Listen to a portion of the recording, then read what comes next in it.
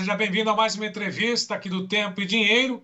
Hoje vamos falar exatamente para você, produtor de todo o Brasil, especialmente aquele que está nos acompanhando no Sul, no Rio Grande do Sul, sobre as principais fontes que existem hoje de recursos e principalmente dos juros disponíveis para o produtor. Para esse tema, para informações detalhadas a respeito do que acontece nesse momento com o produtor, né, uma safra que está praticamente sendo desenvolvida, né, que vai ser colhida em breve em algumas regiões, já começou em outras, enfim, né, nós vamos até Santiago, no Rio Grande do Sul, falar com o doutor Paulo Nicola, que já está conosco. Doutor Paulo Nicola, tudo bem? Prazer em tê-lo aqui conosco, aqui no Tempo e Dinheiro, ao vivo, nesta tarde. Como é que está o tempo aí em Santiago? Está chovendo ou ainda não? Bah, estamos de joelho aqui esperando chuva. É a terceira chuva que estava programada e, pelo jeito, está indo embora de novo. O céu está limpo, tem algumas nuvens, e se olhares as previsões de tempo, o Instituto aponta que está chovendo aqui em Santiago, para a tristeza nossa ainda. Pois é, deve ser alguma nuvem, deve ser alguma divergência no radar, porque pelo menos essa é a expectativa, né? Olhando os mapas que a gente acompanhou durante o dia, de que haveria chuva, e chuva intensa, volumosa, aí no estado, sobretudo na região. Agora, enquanto essa chuva não vem, essa chuva é a grande preocupação, né? O clima foi a grande preocupação do produtor essas últimas safras, não, Paulo? 30 dias sem chuva, com o soja novo e o soja florescendo, realmente faz uma grande diferença, Sérgio. É incrível a qualidade das lavouras aqui, como está caindo no dia a dia. A grande maioria aqui no centro, no sul do país está florescendo, né? E aí no norte do país que está uma beleza, a umidade do centro-oeste, região do Mato Piba, aí, a umidade de solo está em torno de 70% da capacidade. E aqui no Rio Grande do Sul estamos chegando a 20% de umidade no solo. Imagina. Olha só, até Paraná, mesmo essa questão. Ali no sul do Paraná, sul esquerdo ali do Mato Grosso, boa parte do Paraná, Santa Catarina e Rio Grande do Sul. A nossa umidade aqui está em torno de 20%. Então, uma chuva dessas é significativa mesmo.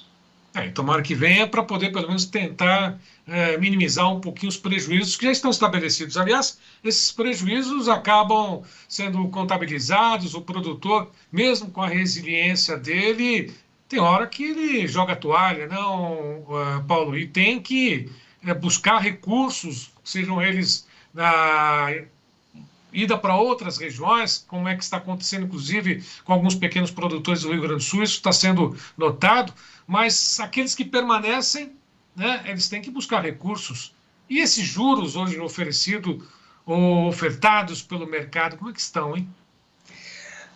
Sérgio, aqui no Rio Grande do Sul é um caso atípico. Falar em Brasil, a questão dos juros a nível nacional estão altos, Sérgio, muito altos.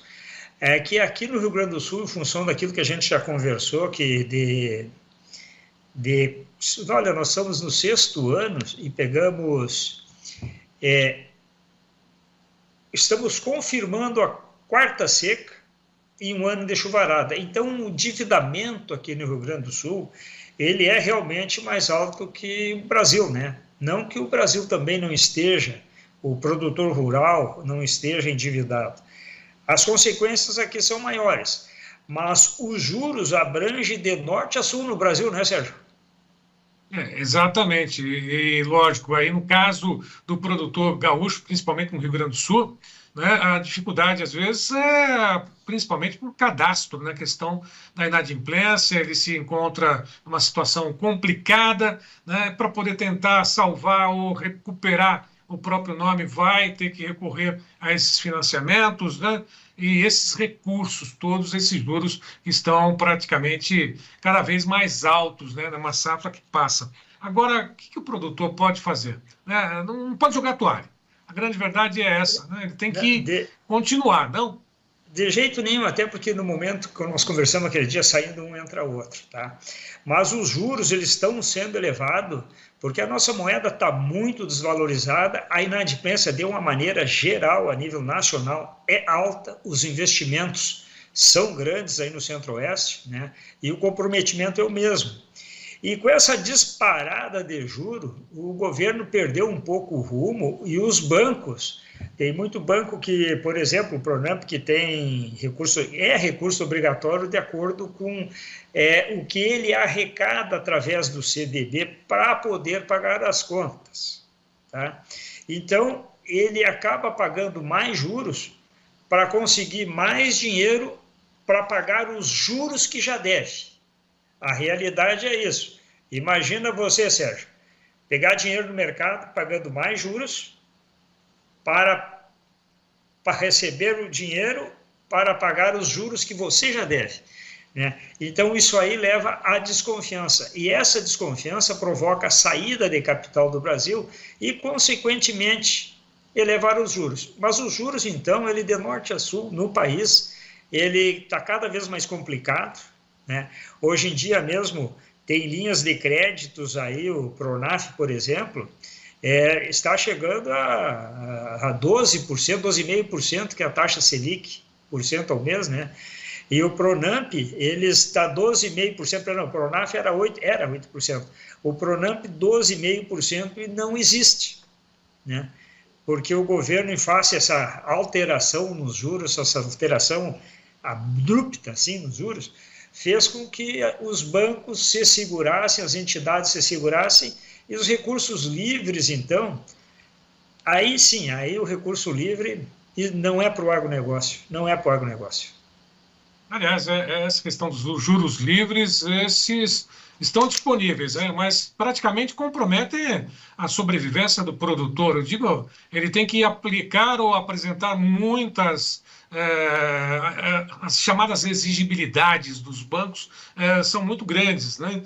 Ele tem como arcar com esses juros, ele tem acesso a esses juros, esses recursos. Como é que ele faz numa situação dessa, Paulo? Tá. Os juros, como nós falamos, depende do cadastro de cada um. Tá? Mas outros produtores que os bancos têm, Pronaf, Pronamp e outros produtores. Esses outros produtores, os bancos normalmente a taxa é de CDI mais, ou seja, na maioria das vezes vai dar CDI mais 6% ao ano. Isso aí, Sérgio, fica entre 15% e 20% de juros ao ano. Sérgio, para a verba subsidiada, entre aspas, imagina o estrago que faz no lucro bruto do produtor. Tá? Depois, mais lá na frente, eu vou mostrar dentro daquela minha ferramenta o que significa você lançar. Se você lançar 100 mil de despesas de juro, né, automaticamente lá embaixo vai reduzir 100 mil reais o seu lucro bruto. Isso a gente vive comentando. E cada vez mais esses recursos livres, principalmente, assim como todos os outros, depende de endividamento de maquinário, dos custeios em andamento, das dívidas anteriores, da região que está plantando. Então, além dos juros altos, ainda, face ao endividamento, os juros podem subir muito mais ainda. Ou seja, Pronamp, Pronaf, endividamento, juros de 15% a 20%. Tem algum país, será que cobra tal taxa dos produtores, aqueles que produzem alimentos, Paulo? Não, Sérgio, em outros países, principalmente, eu comentei contigo esses dias, os outros países o produtor é tratado com um pouco mais de respeito, ou seja, com muito mais respeito na realidade. Sérgio, você sabe porque o produtor, por exemplo, na Europa, ele é idolatrado, ele é o produtor, ele é admirado, existe uma tradição muito grande, o produtor lá é admirado, ele tem um lugar na sociedade muito privilegiada e todo mundo quer ver o produtor bem. Sabes por quê? Antigamente, na Europa, um invadia o outro todos os dias. A França invadia a Inglaterra, a Normandia invadia a França, a Roma, lá, os italianos invadiam tudo que tinha na volta, né? Então, havia muita invasão e havia muita disputa territorial. E na Idade Média, né? Se cercava muito a cidade. Então, normalmente, digamos, o Senado e a administração pública era tudo centralizado em castelos. Então, cercava-se um castelo, ou ia-se partir para uma guerra, que poderia durar 1 ano, 2 anos, e os primeiros convocados para falar eram os produtores rurais, porque qualquer vitória ou derrota depende da quantia da produção de alimentos que o produtor pode produzir. Então, se eu vou sofrer se uma determinada região, um determinado castelo, fosse sofrer um cerco de 60, 90, 120 dias, podia chegar 1 ano, era imprescindível a quantia de água e alimento. Se fosse partir para uma guerra, uma invasão muito grande, que deslocavam 3, 4, 5 mil homens, tinha que ir junto a alimentação. E como fazer isso? Então, aprendeu-se a proteger o produtor para não colocar a nação em risco por falta de alimento. Essa é a história. Olha só, por isso ele é tão respeitado fora do país. Será que aqui nos castelos, né, daqueles que fazem as leis aqui no Brasil, esse respeito pelo produtor não existe? O que acontece? Como é que a gente pode fazer uma analogia nesse sentido, né, uma comparação? Daí que lá existe, inclusive nos Estados Unidos, existe um plano de proteção ao pequeno e médio produtor. Os Estados Unidos, por exemplo, tem um preço mínimo que mantém a sobrevida do produtor, mesmo que ele não tenha boas colheitas. Tem um preço mínimo que garante que ele não se endivida muito. E se criou-se lá, 400 anos atrás, a Bolsa de Valores também, né, para facilitar a venda, a comercialização do produto, né? Mas, Sérgio, tem outras maneiras de se conseguir recursos no mercado, que Sim. Era a minha ideia de falar sobre essas. Nós falamos sobre os títulos bancários. E um detalhe, tem títulos bancários, Pronaf, que além de juros altos, que embora sejam baixos, né, pelo conceito e relação aos juros do país, eles exigem seguro. E o seguro, queira ou não queira, custa de 4 a 5 sacas de soja por hectare e não cobre mais que 30% da produção. Então, associar o juro, tá, ao seguro, aí começa-se a pintar um quadro muito diferente, muito complicado. Tá? Esse é o setor bancário. Mas tem outras linhas de crédito, Sérgio. Uma delas muito utilizada no Brasil inteiro e que eu acho que é uma ótima linha de crédito, só que as empresas usam dessa linha de créditos para venderem para justamente aqueles produtores que estão em situação financeira difícil, que é o tal de barter. É uma das operações, né? O barter, Sérgio, ele é troca. Eu troco o meu grão, eu vou entregar o meu grão numa determinada safra e o comerciante vai me entregar um volume X de produtos para que eu possa produzir essa safra. A teoria é muito bonita, tá? Mas o que acontece, viu, João? As empresas, quando fazem os pacotes de barter, na grande maioria, eles têm realmente um pacote, tá? E como já aconteceu comigo, eu quis comprar um determinado produto que na época estava em falta e só me venderia o produto se eu fosse fazer através de um barter. Tá? Isso aí é a famosa venda casada.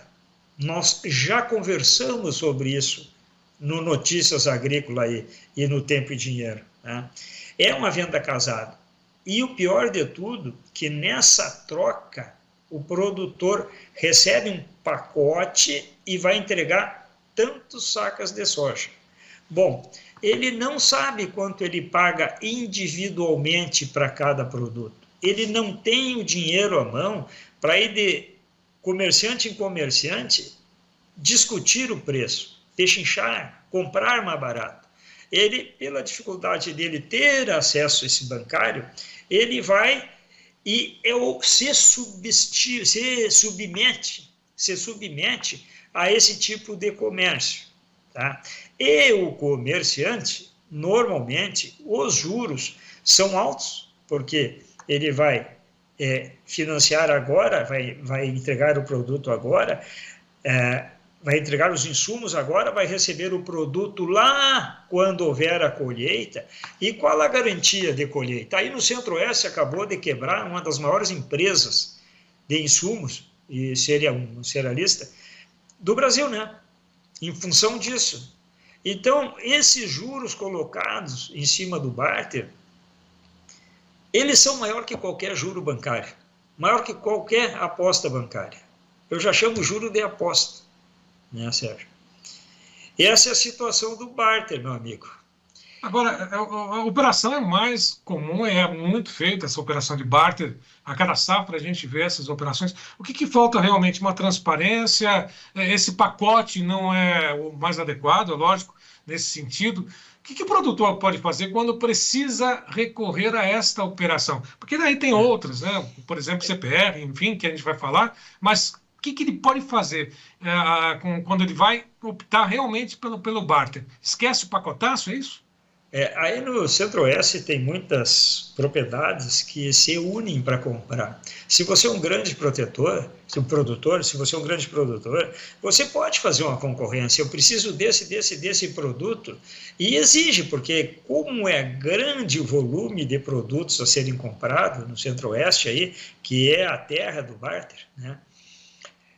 Você consegue saber o que está pagando para um produto, porque você faz uma tomada de preço do pacote numa propriedade e em outra propriedade. Mas nem todo mundo tem crédito para escolher a empresa.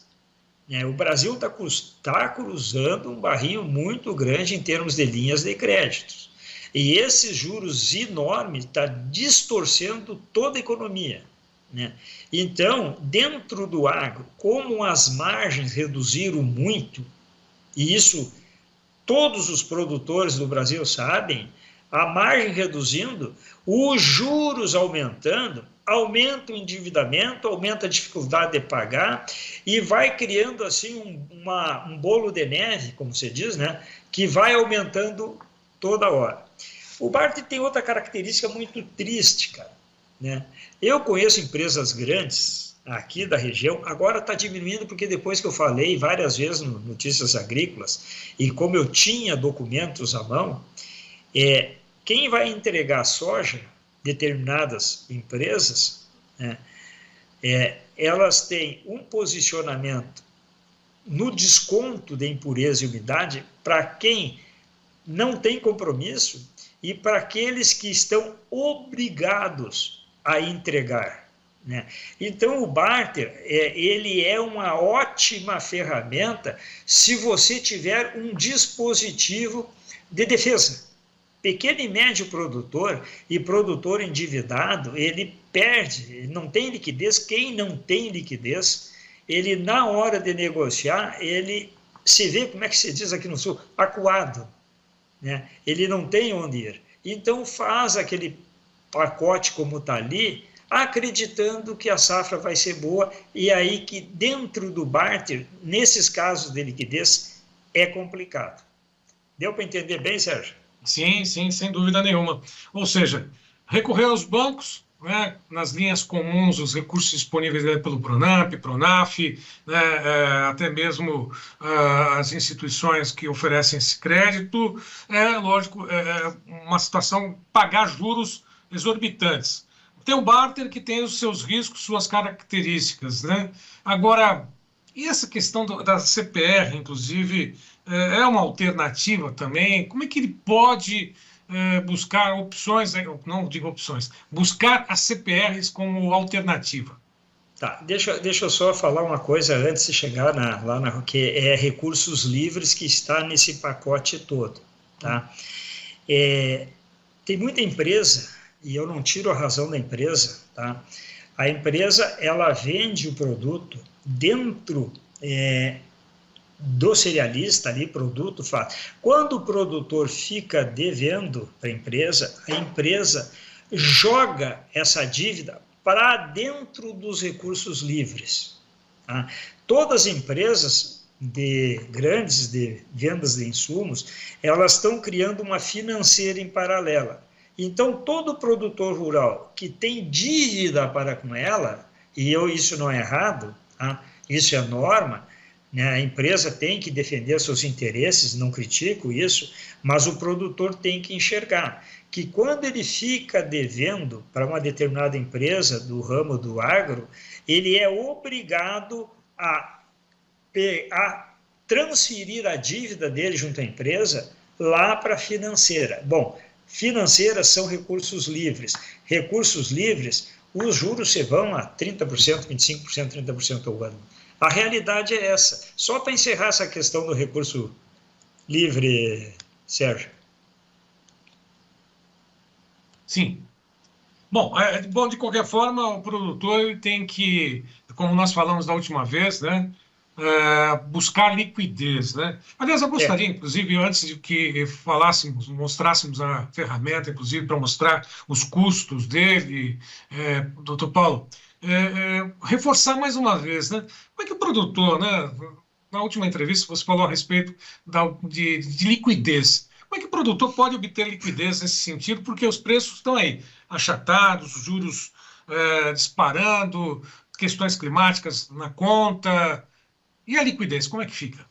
Cada profissão tem um determinado volume de liquidez necessário. Quem bota uma padaria não pode colocar uma padaria sem liquidez. E, como eu digo sempre, um pouco de liquidez, inclusive, em grãos, seja quem plante soja, quem plante milho, como eu comentei outra vez, quando dispara o dólar, dispara insumos, mas dispara também o preço dos grãos. Tá? Então, aí o produtor pode, aos poucos, vender um pouco da liquidez que ele tem em grãos para contrabalançar com o aumento dos insumos. Tá? Então, a liquidez, aquele primeiro livro que eu escrevi, A Lógica da Economia Rural, o livro inteiro, Sérgio, é mostrando caminhos que levam à liquidez. Mas, Sérgio, liquidez se faz ao longo do prazo, né? Economizando 6%, 7%, 8% todos os anos e se montando a liquidez. Só que o produtor ele é muito imbuído do investimento. Quer investir sempre, se surge um vizinho com uma área maior, ele não quer saber, ele arrenda, compra maquinário, ele se tiver que comprar um pedacinho de campo, ele compra. E isso aí são prestações fixas para frente.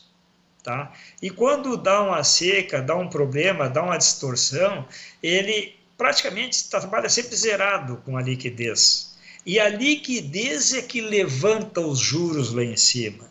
Então, o que eu sugiro, né, é que se pense nisso, se estude nisso. Depois eu vou mostrar aquela minha ferramenta em relação à consequência de juros altos. Tá? Mas você perguntou sobre a CPR, é isso, Sérgio? Falei exatamente sobre CPR, né? Sobre essas questões todas aí voltadas aos recursos, né? A CPR pode ser considerada como um recurso também? Os juros incidem de que forma das CPRs?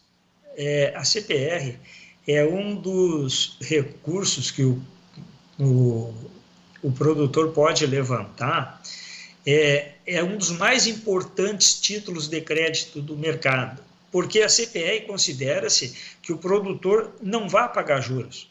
Ele tem o poder de negociar a safra dele, né? Ele negocia um pouco de grão, ele vende um pouco de grão hoje, tá? Para entregar o soja lá na frente.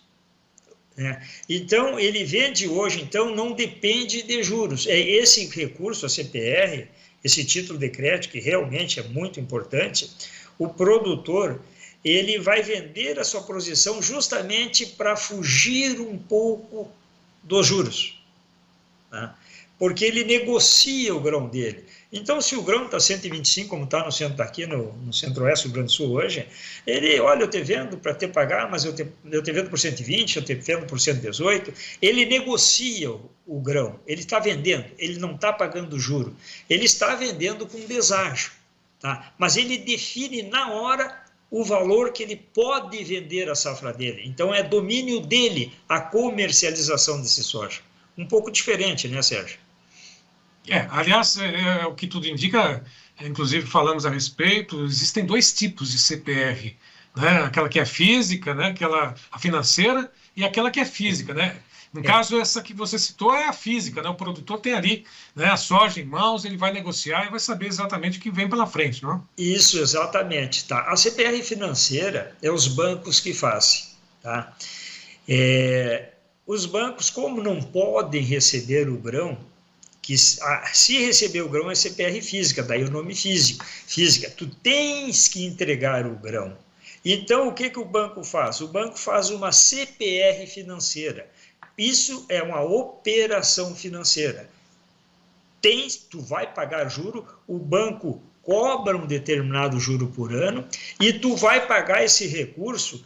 O banco chama de CPR porque a CPR tem um poder de cobrança muito grande, tá? Protege muito o credor. Então o banco gosta de falar em CPR. O banco e as entidades de crédito, né? Mas na realidade lá o produtor vai pagar em dinheiro sobre determinados juros. Lá é operação financeira.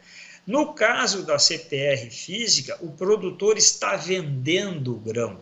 Eu vendo 1.000 hectares, vendo 1.000 sacas de soja, por R$ 100, me dá o dinheiro aqui e esse dinheiro eu vou usar para comprar bem meus insumos. Essa é a CPR. Agora, todos os produtores estão alinhados com essas informações, ou falta muita informação, né? Porque o produtor está lá, no dia a dia, né? Inclusive, ele é, entre aspas, né, medido por aquilo que produz, né? Será que ele A está CPR, alinhado com isso? a CPR, vou aproveitar e fazer uma propagandinha aqui, coisa que eu nunca fiz em notícias agrícolas, mas é importante falar porque tu tocou num assunto aí, ó. O produtor não conhece a CPR física, tá? O produtor, às vezes, tem um contrato futuro com a cooperativa, tá? Ele vai na cooperativa, vende o grão dele para a entrega futura. Tá? Isso aí é um mercado que existe e que também ajuda o produtor. Tá, João? Mas, puta, agora me perdi. O que eu ia falar da CPR mesmo? Não, disse que ia fazer uma propaganda, né? Ah, tá, tá. A CPR física, essa de empresas privadas, o produtor praticamente desconhece, João. Aqui no Centro-Oeste, o único que faz isso sou eu.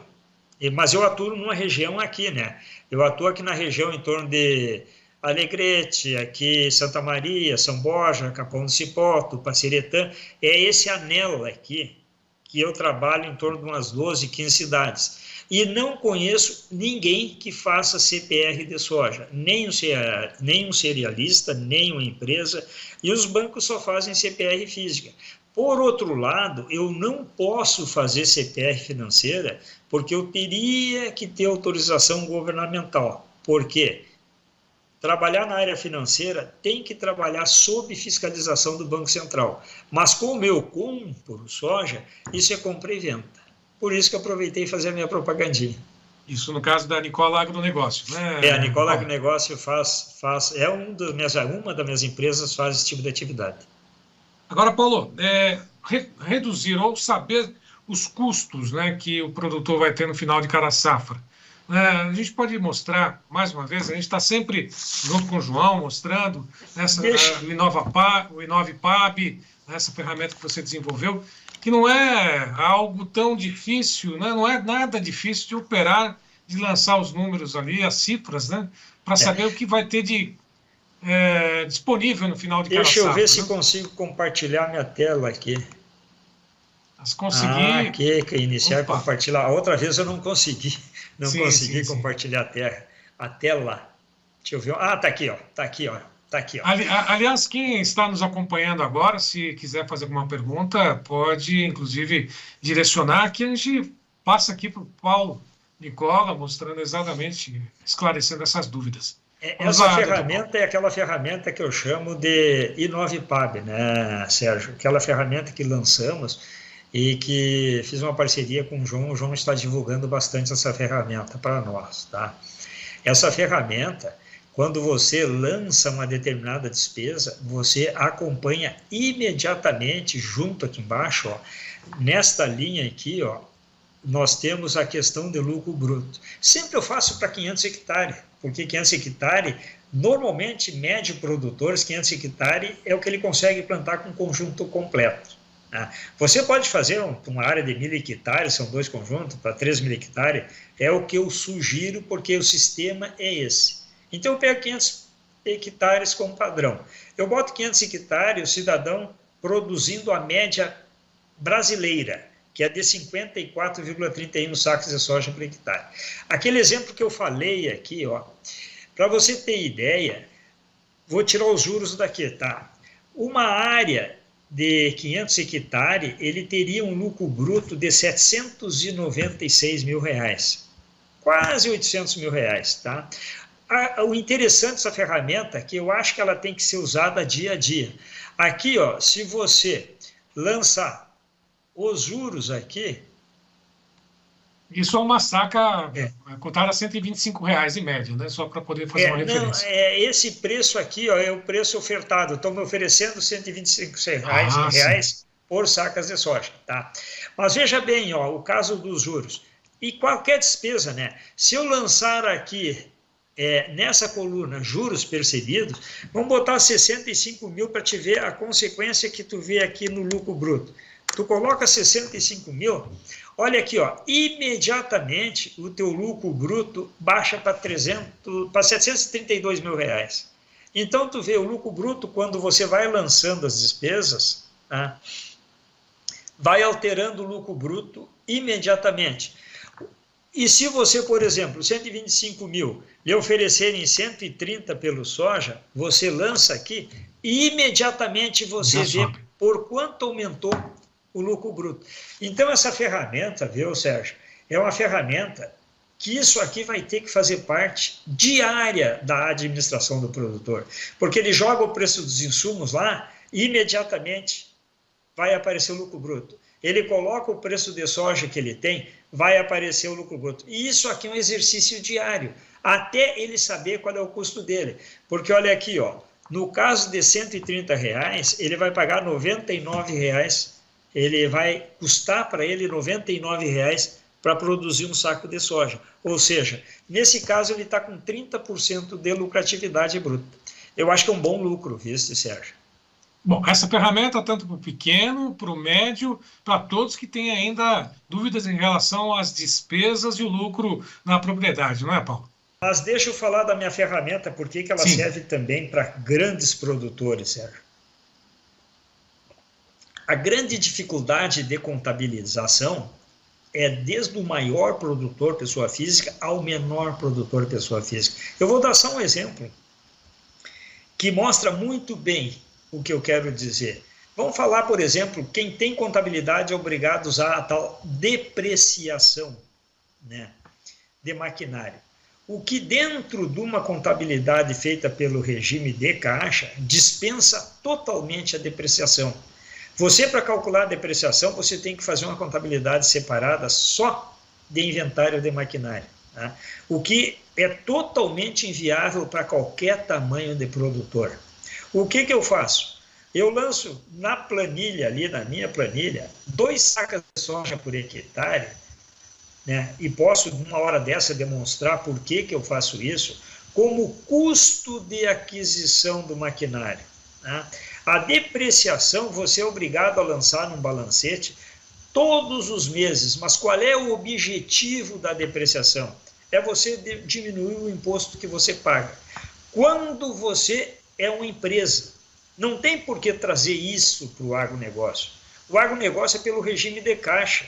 Eu vou lançar tudo que eu recebo, menos tudo que eu pago. Essa diferença é o imposto. Então, se eu comprei um maquinário, eu vou lançar ali um maquinário por 500 mil, tá? À medida que eu for pagando a prestação, vai reduzindo a minha dívida junto ao banco.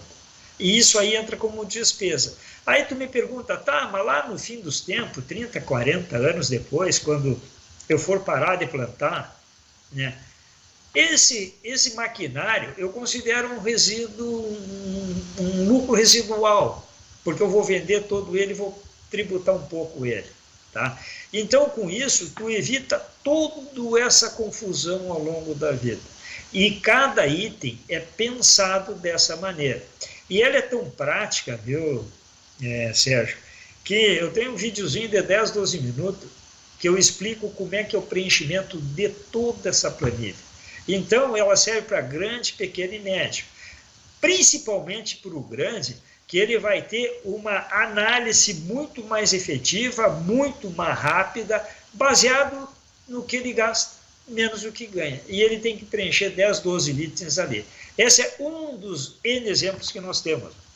E é um dos temas que a gente vai marcar, inclusive, uma nova conversa, um novo papo, falar exatamente sobre essa depreciação, né, de maquinários, enfim, os lançamentos no InovePAB, para poder mostrar, né, ao longo das nossas entrevistas, nossos papos. Vamos marcar, inclusive, já queria ver contigo compromisso, pelo menos semanalmente, às quintas-feiras, bater esse papo conosco aqui, né, esclarecer os produtores, né, deixar para que eles possam ficar à vontade de mandar dúvidas, né, que serão respondidas aqui, inclusive, pelo Paulo Nicola. Fechado, Paulo. Quinta-feira que vem a gente volta falando sobre depreciação, o InovePAB como ferramenta fundamental no lançamento desses maquinários, enfim. Pode ser? Sérgio, tem um videozinho, quando você compra a ferramenta, recebe junto, tem um videozinho que é aqueles 12 minutos de vídeo, mostra completamente como utilizar a ferramenta e como preencher cada item desses de maneira bastante prática. É bem interessante mesmo, Sérgio. É para justamente facilitar os controles de custo e o produtor estar de olho no lucro dele, diariamente. E uma forma também, para aquele que não conhece ainda, saber que esse vídeo vai estar disponível, né? Mas enquanto isso a gente vai destrinchando, né? Porque algumas dúvidas vão surgindo e, lógico, isso ao longo das próximas semanas a gente vai bater um papo aqui. Posso contar contigo nesse sentido, doutor Paulo? Sempre que for possível, eu estarei contigo, Sérgio, às quinta-feiras. Tá certo. Quer deixar algum recado final? Não, eu agradeço o espaço que o Tempo e Dinheiro está abrindo aos produtores, porque realmente essa contribuição é muito grande. Você sabe, né, Sérgio? Tanto eu, como o João, como o Antônio da Luz, a gente se doa bastante ao agro. A nossa origem é o agro. E estamos aí para o agro. Ok, Sérgio? Ok, Paulo, mais uma vez obrigado. Ao longo da programação a gente se encontra aí no Tempo e Dinheiro, de segunda a sexta, a partir das 12 horas e 30 minutos, sempre com o apoio do InovePAB, Paulo Nicola, que está aqui conosco. Um abraço, até a próxima. Obrigado, Sérgio. Valeu. Até mais. Bom, a todos que estiveram conosco, mais uma vez eu lembro sempre que nossas entrevistas, bate-papos, inclusive esta conversa que nós tivemos agora com o Paulo Nicola, vai estar disponível também nas mídias sociais. Primeiro no clube, depois nas mídias sociais do Tempo e Dinheiro. Mas vá lá, curta, comente, compartilhe, se inscreva, avise os amigos que a gente está aqui no Tempo e Dinheiro. O João Batista Olive, como sempre, fazendo convite para aqueles que ainda não conhecem. Testem, façam uma degustação, avise os amigos que a gente está aqui, 7 dias grátis, 19998132915. Faça parte desse seleto grupo de produtores bem informados desse nosso Brasil. A todos que estiveram conosco, meu muito obrigado.